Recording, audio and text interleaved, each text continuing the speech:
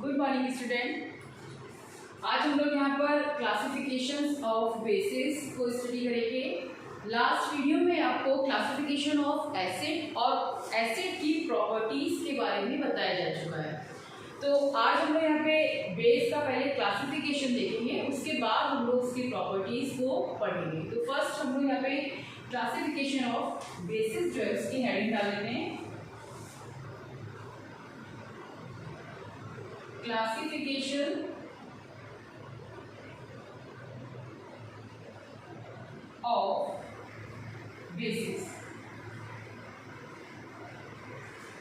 जिस तरह से एसिड्स को हम लोग ने डिवाइड किया था कुछ कैटेगरी में, उसी तरह से हम लोग बेसिस को भी डिवाइड करेंगे। तो फर्स्ट यहाँ पर जो बेस को हम डिवाइड करेंगे वो बेस्ड ऑन आयोनाइजेशन। आयोनाइजेशन हम जानते हैं क्या होता है, जो अपने आयंस में डिवाइड होता है, ठीक है। तो आयोनाइजेशन के बेस पर फर्स्ट इसकी कैटेगरी जो डिवाइड की गई है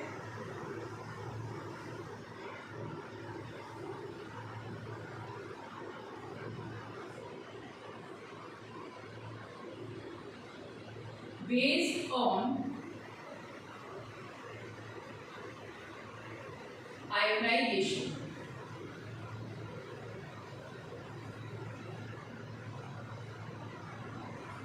ठीक है, आयोनाइजेशन के बेस पर जो बेस होते हैं उनको टू कैटेगरी में दोबारा डिवाइड किया गया है। फर्स्ट जो है स्ट्रॉन्ग बेसिस और सेकंड वीक बेसिस। ठीक है, इसको अभी हम लोग आगे डिटेल में पढ़ेंगे।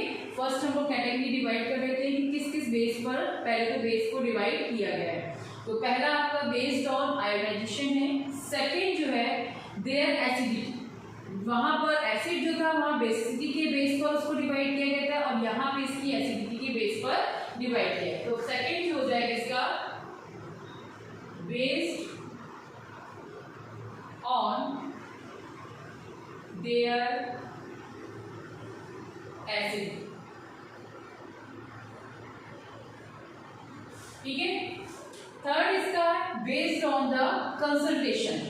कंसंट्रेशन के बेस पर बेसिस को डिवाइड किया है, बेस्ड ऑन द कंसंट्रेशन। कितना कंसंट्रेटेड है ये इसके बेस पर इसको डिवाइड किया। ठीक है, तो फर्स्ट यहाँ पर देखिए क्लासिफिकेशन ऑफ बेसिस में 3 पार्ट में डिवाइड किया है, based on ionization, based on their acidity and based on their concentration. ठीक, अब हम एक एक करके इनके बारे में पढ़ेंगे कि कितने में इसको फिर से डिवाइड। आपका डिवीजन दिख रहा है अभी, देखिए प्रॉपर डिवीजन नहीं दिख रहा है कि किस तरह के बेसिस हैं। ठीक है, तो फर्स्ट जो आयोनाइजेशन का है पार्ट उसको हम लोग लेते हैं बेस्ड ऑन आयोनाइजेशन। इसको यहीं पे डिवाइड करते हैं।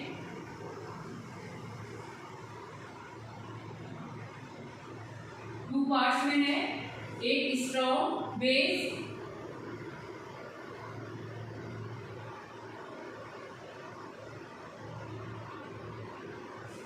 और weak base.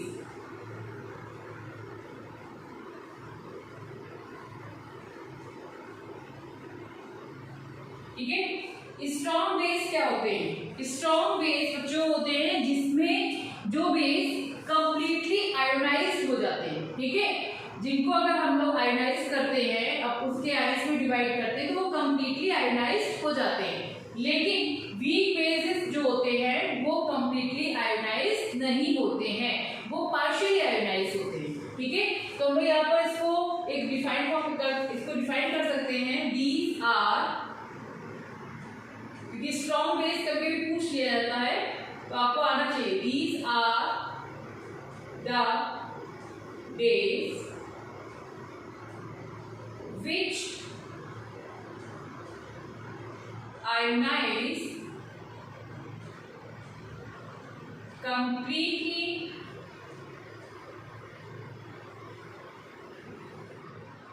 in aqueous solution। ठीक है, ऐसे बेस जिनका अगर हम लोग एक्वा सॉल्यूशन में उनको डालते हैं तो बनाते हैं तो वो पूरी ठीक है। एग्जाम्पल ध्यान आ रहा है अगर आप लोगों को, NaOH sodium hydroxide, potassium hydroxide, ये ऐसे बेस हैं जिनको अगर इनका एक्वा सोल्यूशन जो होता है उनमें अगर हम लोग बात करें तो ये पूरे कंप्लीटली आयोनाइज्ड हो जाते हैं। ठीक है, तो एग्जाम्पल में हम लोग NaOH एंड KOH, ठीक। वीक बेस जस्ट इसका अपोजिट है, कंप्लीटली आयोनाइज नहीं हो रहे हैं, वो कैसे हो रहे हैं, वो पार्शियली आयोनाइज हो रहे हैं। ठीक, तो इनको हम लोग क्या लिखेंगे,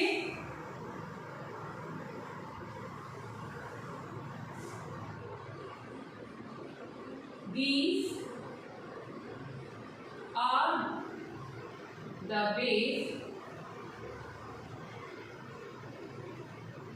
bases which ionize partially, not completely, ठीक है, partially in aqueous solution। पूरी डेफिनेशन आपकी वैसी ही है। ठीक है,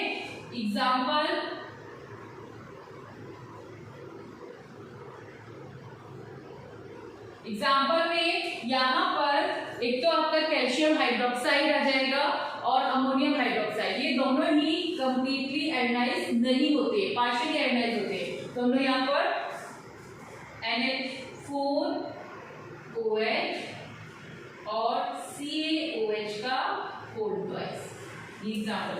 ठीक है, दोनों में डिफरेंसेस बच्चों देखिए।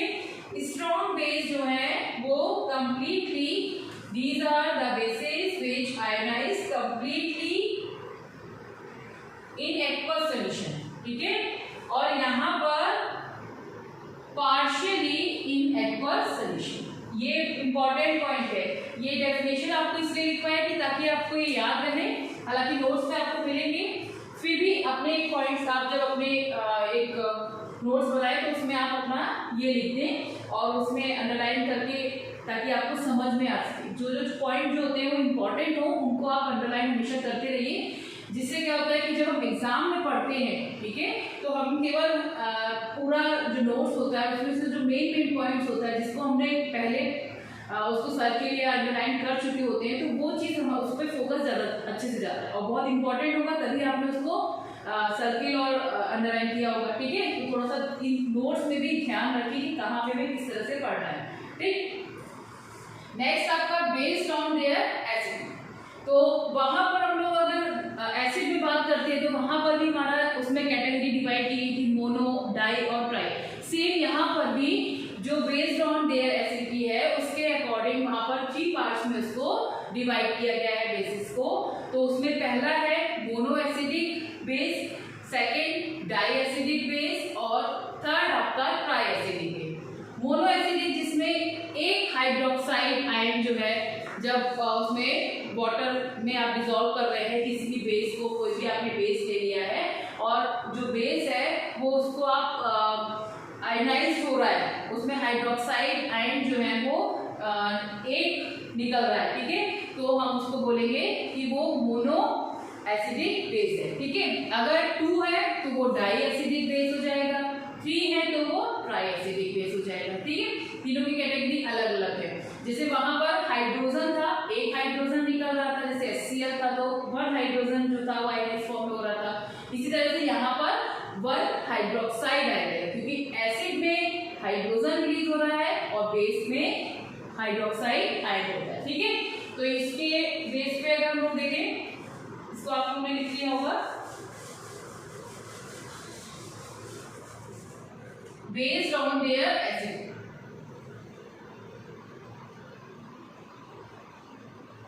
मोनो एसिडिक, इसमें क्या है, it is a base which ionizes in water to to give one hydroxide ion per molecule, ठीक है, per molecule. It is a base which ionize in water to give one hydroxide ion per molecule. एक molecule से एक hydroxide ion निकलेगा. तो अब यहाँ पर एग्जांपल क्या होगा, देखिए NaOH, इसमें क्या है, एक ही हाइड्रोक्साइड निकलेगा ना, तो NaOH हो गया, KOH हो गया, ये इसके एग्जांपल हो गए सारे. अब अगर हम लोग यहाँ पर डाई की बात करते हैं, क्योंकि ये 3 में डिवाइड किया है ना, फिर से इसको डाई, एसिडिक और ट्राई, ठीक है. तो डाई में भी सेम डेफिनेशन होगी, बस यहाँ पर क्या होगा, 1 की जगह क्या हो जाएगा, 2 हो जाएगा, ठीक है. तो 1 की जगह 2 हो जाएगा, तब उस कंडीशन में क्या हो जाएगा, वहां पर 2 हाइड्रोक्साइड आयन जो होंगे वो रिलीज होंगे. तो इसके एग्जांपल में आप यहाँ पर जब 2 आएगा तो क्या हो जाएगा, एग्जांपल CaOH का होल ट्वाइस. देखिए कैल्शियम हाइड्रोक्साइड है, इसमें 2 हाइड्रोक्साइड आयन जो होंगे वो देगा. और एक मैग्नीशियम और हाइड्रोक्साइड भी कर सकते हैं, ये इसके एग्जांपल हो जाएंगे. अब ट्राई की अगर बात करते हैं तो जिसमें 3 हाइड्रोक्साइड आयन होते हैं वो दे रहा है. तो यहाँ पर उसके एग्जांपल डायरेक्टली लिख देते हैं, AlOH का होल थ्राइस, ठीक है. एल्यूमिनियम जो है इसकी वैलेंसी 3 होती है, तो AlOH का होल थ्राइस एल्यूमिनियम हाइड्रोक्साइड हो जाएगा. इसी में एक और एग्जांपल आ जाएगा FeOH का होल थ्राइस, ठीक. तो ये इसके एग्जांपल हो जाएंगे.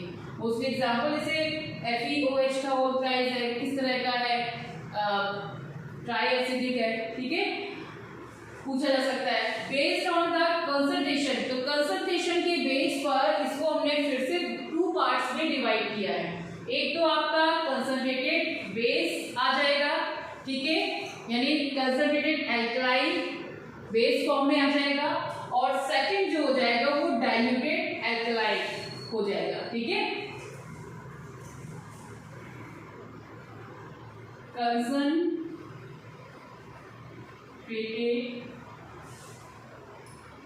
एल्कलाइन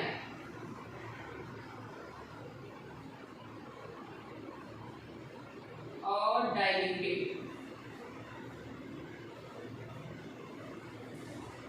एल्कलाइन, ठीक.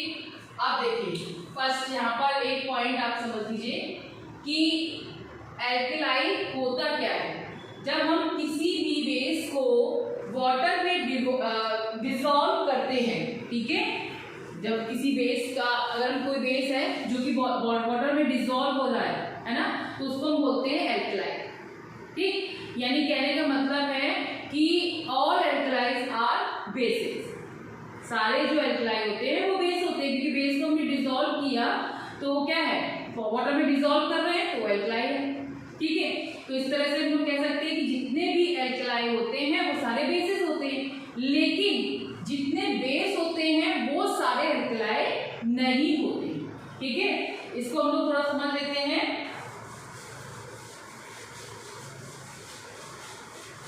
यहाँ पर आप देखिए, अगर एल्कलाई की बात करते हैं तो क्या है, बेसिस विच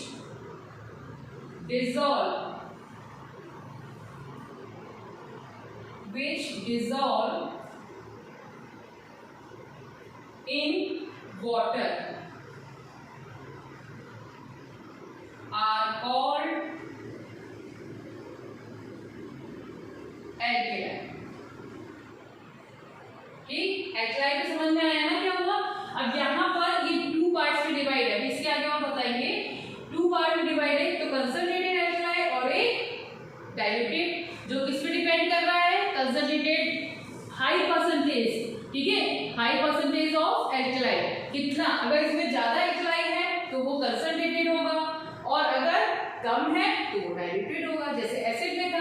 ठीक है, वहां पर भी अगर ज्यादा हाइड्रोजन का था इसका निकलने का तो वो कंसंट्रेटेड फॉर्म में था, जिसमें कम थे हाइड्रोजन है वो आपका डाइल्यूटेड फॉर्म में था। तो सेम है, यहाँ पर भी यही चीजें हैं। ठीक, अब इसको देखिए, ये तो आपको बताया कि basis which dissolve in water called the alkali.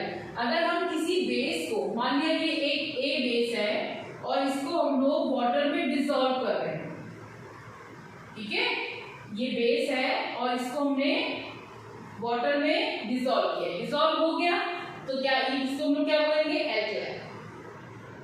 यानी कि अभी जो हम आपको बता रहे थे कि ऑल जो एल्कलाइज है ना, ऑल एल्कलाइज आर बेसिस, जो भी आपके एल्कलाइड हैं वो बेसिस होंगे, बिल्कुल होंगे, तभी तो वो वाटर में डिसॉल्व हुए हैं, तभी तो एल्कलाइड बने हैं।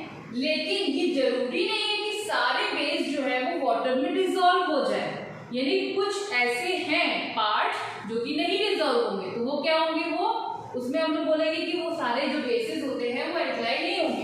यानी कहने का मतलब है कि all alkali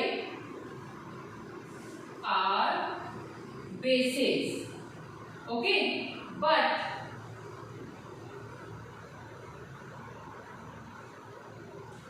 not all bases are alkali। ठीक है, ये चीज क्लियर हुई ना। बेस जो था उसको वाटर में डिसॉल्व कर रहे हैं, एल्कलाई में चेंज हो रहा है, यानी कि एल्कलाई जो है वो बेस से बन रहे थे, यानी सारे जो एल्कलाई हैं जो बन रहे हैं, एल्कलाई बने हैं वो बेसिस है। बट ये जरूरी नहीं है कि हर एक बेस जो है वो वाटर में डिसॉल्व हो, इसीलिए सारे बेस जो है वो एल्कलाई नहीं होते हैं। ठीक है, अब कौन से होते कौन से नहीं होते, इसमें आपके जो डिसॉल्व हो जाते हैं वो आपका उसमें एक तो आपका NaOH आ जाएगा, ठीक है, KOH आ जाएगा, लेकिन जो नहीं हो रहे हैं उसमें आपका एल्यूमिनियम हाइड्रोक्साइड, जिंक हाइड्रोक्साइड, ये सारे एग्जाम्पल आ जाएंगे। ठीक, तो इस तरह से हम लोग बेसिस का क्लासिफिकेशन जो है वो इनके बेस पर करते हैं। तो फर्स्ट जो आपका था बेस्ड ऑन आयोनाइजेशन, सेकंड आपका बेस्ड ऑन देयर एसिडिटी जिसमें 3 पार्ट्स डिवाइड किए गए थे, और थर्ड आपका जो था वो बेस्ड ऑन द कंसंट्रेशन। ठीक है, इनके जितने भी टाइप्स आपको बताए हैं विद एग्जांपल्स आप अच्छे से कर लीजिएगा, तैयार कर लीजिएगा, एक चार्ट फ्लो चार्ट जो है उसको बना लीजिएगा जिससे आपको अच्छे से लर्न हो जाएगा चार्ट। ठीक है, एग्जाम्पल हर एक में लिख लीजिएगा, तो बहुत ज़्यादा याद करने की रटने की जरूरत नहीं पड़ेगी, 2-3 बार चार्ट आप बनाएंगे अपने आप वो याद हो जाएगा। ठीक है, आगे इसका जो प्रॉपर्टीज आएंगी, बेसिस की प्रॉपर्टी, उनको नेक्स्ट वीडियो में देखेंगे। अभी आप इतना पढ़िए और यहाँ पे किसी भी तरह की कोई भी प्रॉब्लम हो तो उसको बताइए। Okay, thank you.